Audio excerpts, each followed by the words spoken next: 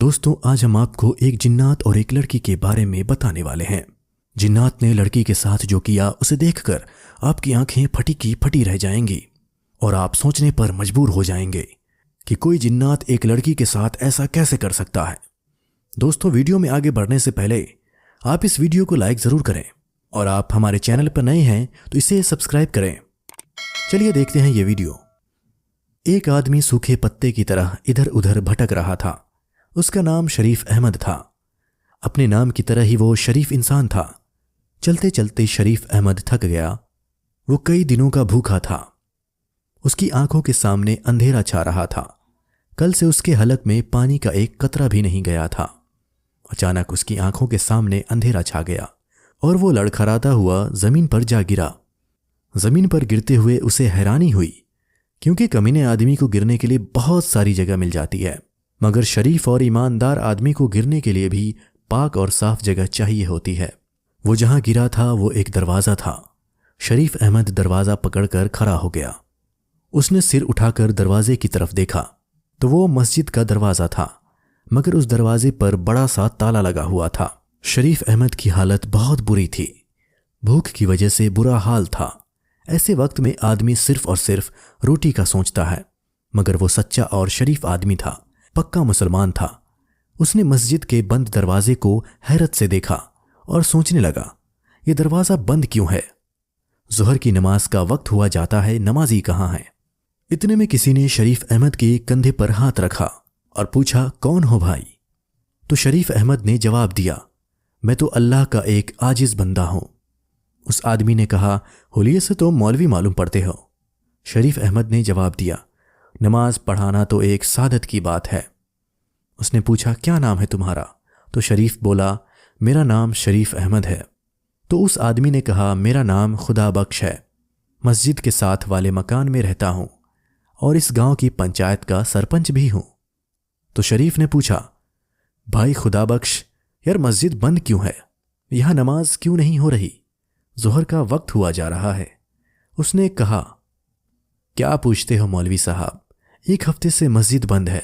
यहां जो मौलवी पहले नमाज पढ़ाता था उसे उसकी एक हरकत की वजह से निकाल दिया गया। उस आदमी ने कहा, क्या आप हमारी मस्जिद में नमाज पढ़ा दिया करेंगे? तो शरीफ अहमद बोला, हाँ हाँ ज़रूर, क्यों नहीं। आप मुझे बस एक गिलास पानी पिला दीजिए, ज़ोहर का वक्त हुआ जाता है, मैं अजान देकर नमाज का ऐलान कर दूं। तो वो आदमी जिसका नाम खुदा बख्श था, उसने कहा, आपके चेहरे से लग रहा है आप कई दिनों के भूखे हैं। पहले आप रोटी खा लीजिए, फिर अजान दीजिएगा। शरीफ अहमद बोला, नमाज पढ़ने पढ़ाने के लिए रोटी की नहीं, ईमान की ज़रूरत होती है। मैं नमाज पढ़ने के बाद ही रोटी खाऊंगा। खुदा बख्श ने अपनी जेब से चाबी निकाली और मस्जिद का दरवाज़ा खोल दिया। दरवाज़ा खोलते ही शरीफ अहमद मस्जिद में दाखिल हो गया। इतनी देर में खुदा बख्श एक गिलास में ठंडा पानी लेकर आया। शरीफ अहमद ने फर्श पर बैठकर पानी पिया। इसके बाद वज़ू किया और अजान की आवाज़ जैसे ही गांव में गूंजी तो गांव के कई मर्द नमाज पढ़ने के लिए मस्जिद की जानिब चल दिए। शरीफ अहमद की आवाज़ में एक सोज था।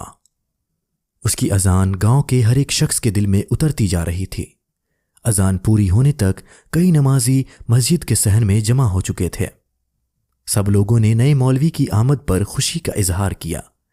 गांव के लोगों ने ये बात ख़ास तौर पर महसूस की कि ये नया मौलवी जवान है, मगर बहुत कमज़ोर है। जवान होने के बावजूद नए मौलवी की आंखों में शर्म है। नमाज पढ़ने के बाद खुदा बख्श अपने घर से खाना लेकर आया, शरीफ अहमद के सामने रखा। शरीफ अहमद ने सबसे खाना खाने के लिए पूछा, लेकिन सबने कहा कि हम घर से खाना खाकर आए हैं। ये सुनकर शरीफ अहमद ने बिस्मिल्लाह पढ़कर खाना शुरू किया। कई दिन बाद उसे खाना मिला था, लिहाजा हर निवाला उसके हलक में फंस रहा था।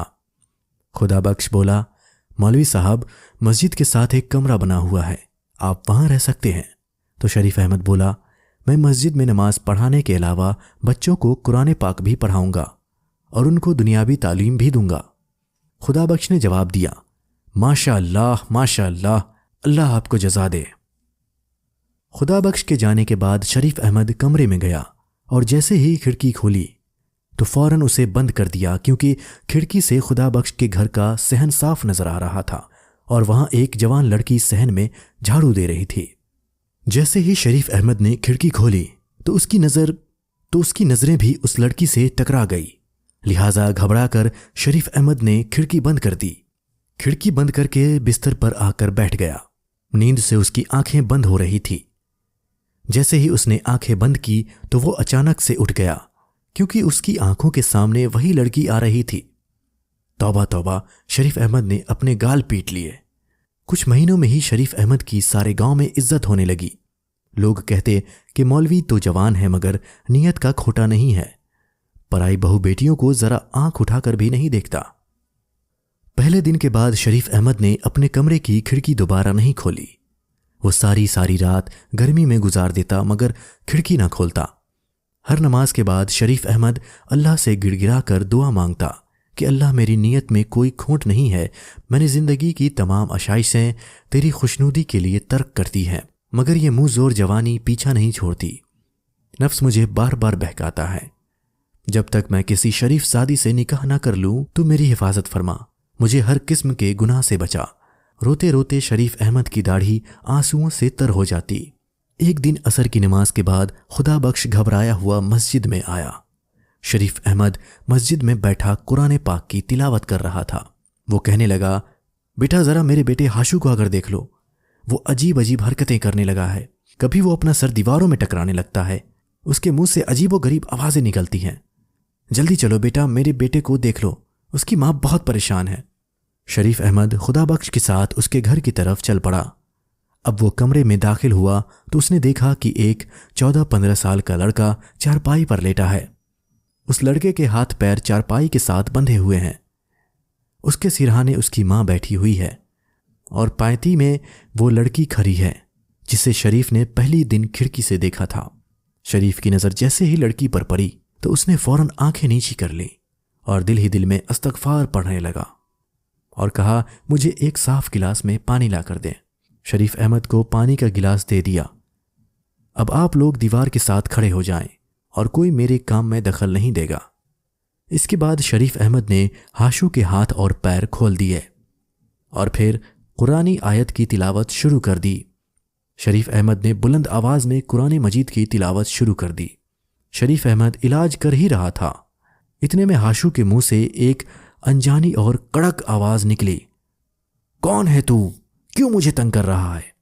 شریف نے کہا، تو کون ہے؟ اس معصوم بچے کو کیوں تنگ کر رہا ہے؟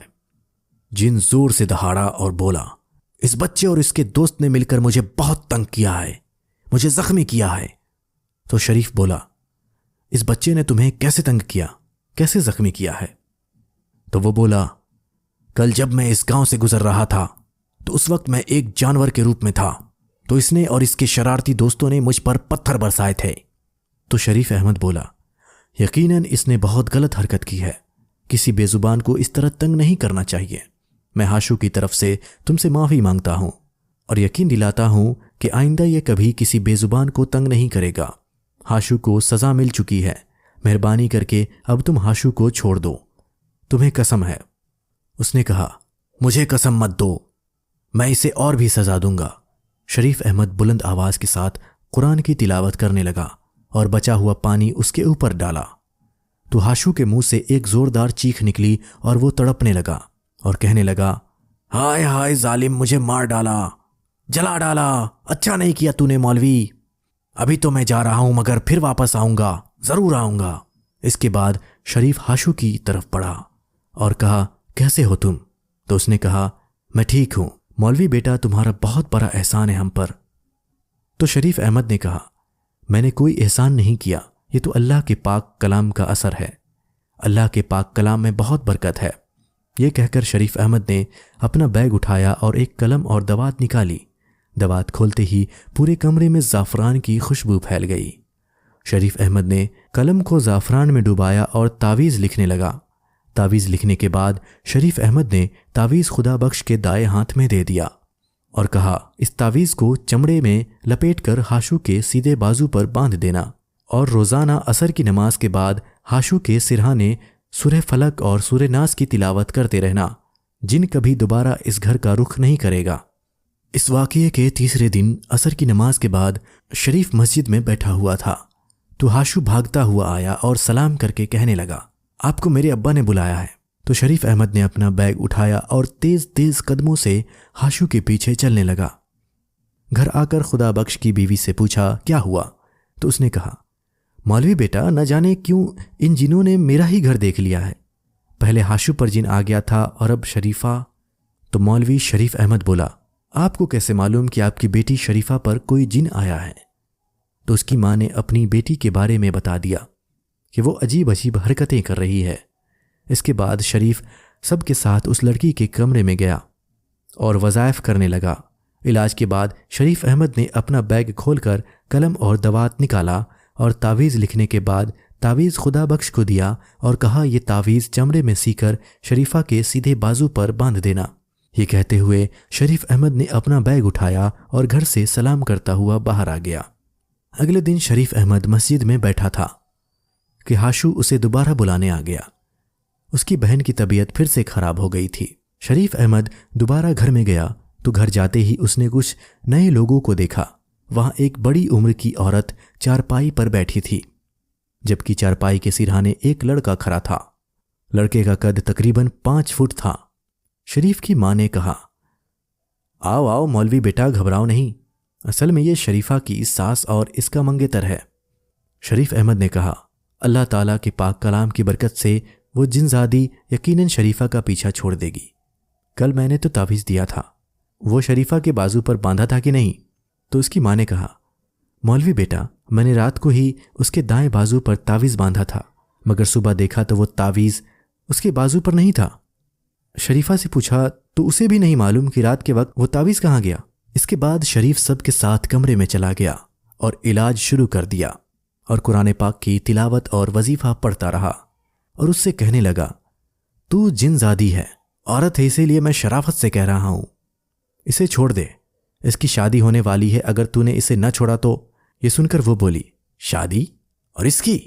جو شخص اس لڑکی سے شادی کرے گا وہ شادی کی پہلی رات ہی دردناک موت سے مر جائے گا، یہ میرا وعدہ ہے اور پتھر پر لکیر ہے۔ دوستو ہم آپ کو بتا دیں کہ یہاں پر یہ لڑکی خود ڈرامہ کر رہی تھی۔ آپ ویڈیو دیکھتے رہیں، آپ کو پتہ چل جائے گا۔ اس کی بات سن کر اس کی ہونے والی ساس اور منگیتر کا رنگ سفید پڑنے لگا۔ اتنے میں شریفہ اچانک اپنی جگہ سے چلتی ہوئی دیوار کی جانب بڑھی اور ڈنڈا لے کر اپنے ہونے والے شوہر اور اس کی ماں کو مارنے لگی اور کہنے لگی تو مجھ سے شادی کرے گا۔ اتنے میں شریفہ کے ماں باپ اس کے ہاتھ سے ڈنڈا چھین کر اس کو قابو میں کرنے لگے اور اس کو کمرے میں بند کر دیا۔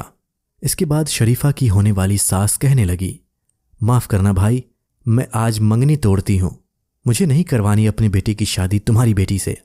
یہ کہہ کر وہ دونوں ماں اور بیٹا گھر سے چلے گئے۔ شریفہ کے ماں باپ پریشان ہو گئے۔ شریف احمد نے تھوڑی دیر انتظار کیا، پھر اپنا بیگ سنبھال کر سلام کرتا ہوا گھر سے باہر نکل گیا۔ شریف احمد رات بھر پریشان رہا۔ اس کی سمجھ میں نہیں آ رہا تھا کہ یہ جنزادی کتنی طاقتور ہے، تو اس کے اتنے وظائف کے بعد بھی شریفہ پر قبضہ جمائے بیٹھی ہے۔ شریف احمد کے جلالی وظیفے کا بھی اس جنزادی پر کوئی اثر نہیں ہوا تھا۔ دوستو یہاں پر ہم آپ کو بتا دیں کہ شریفہ پر کسی جنزادی کا کوئی اثر نہیں تھا، وہ تو بس ڈرامہ کر رہی تھی۔ اگلی صبح وہ بچوں کو قرآن مجید پڑھا رہے تھے کہ اچانک ہاشو بھاگتا ہوا آیا اور کہا مولوی صاحب جلدی چلو، اس کی بہن کی طبیعت پھر سے خراب ہو گئی تھی۔ شریف احمد گھر گیا تو شریفہ کی ماں نے کہا مولوی بیٹا میری بیٹی کب ٹھیک ہوگی، یہ جنزادی کب پیچھا چھوڑے گی؟ شریف احمد نے کہا آپ فکر نہ کریں، یہ جنزادی بھی جلد ہی شریفہ کا پیچھا چھوڑ دے گی۔ اللہ تیری زبان مبارک کرے، میری بیٹی تو پورے گاؤں میں بدنام ہو گئی ہے، اوپر سے اس کی پھوپھی نے بھی رشتہ توڑ دیا ہے، اب تو بتا کون کرے گا میری بیٹی سے شادی؟ تو شریف احمد بولا اماں آپ فکر نہ کریں، اللہ بہتر کرے گا، یہ رشتہ ختم ہو گیا ہے تو اللہ اس سے بہتر رشتہ بھیجے گا۔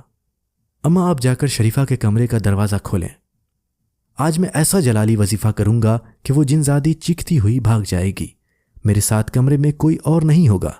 شاید شریف احمد کو اس کے اوپر شک ہو گیا تھا، اب کیونکہ شریف احمد بھی بڑا نیک انسان تھا اور وہ لڑکی کی بھی حالت دن بدن خراب ہوتی جا رہی تھی، اس لیے شریف احمد آہستہ سے چلتا ہوا شریفہ کی چارپائی کے پاس آیا۔ شریفہ چارپائی پر بیٹھی ہل ہل کر حق اللہ کا ورد کر رہی تھی۔